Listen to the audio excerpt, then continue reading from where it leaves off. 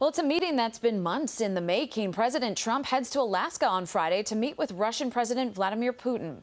As Willie James Inman reports, the meeting is an attempt to end the war in Ukraine. President Trump announced late Friday he will meet face-to-face with Russian President Vladimir Putin in Alaska on August 15th in an effort to bring Russia's war with Ukraine to an end. The president hinted about a possible meeting on Friday afternoon. I'll be meeting very shortly with President Putin. He then followed up with a post on social media confirming the summit.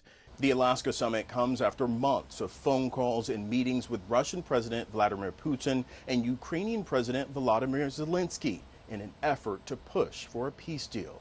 It also comes after weeks of President Trump expressing frustration with Putin and Russia's ongoing attacks on Ukraine.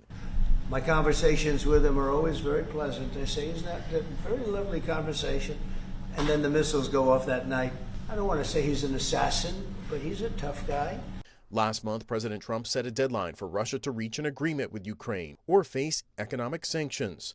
It is not certain what role Zelensky will play in the Alaska meeting. The president has hinted the meeting could include a transfer of land between Russia and Ukraine.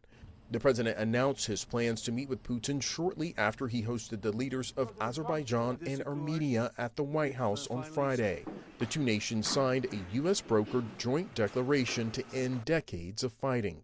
As president, my highest aspiration is to bring peace and stability to the world. The framework of the declaration includes exclusive U.S. development rights of a critical transit corridor through the South Caucasus Mountains called the Trump Route for International Peace and Prosperity.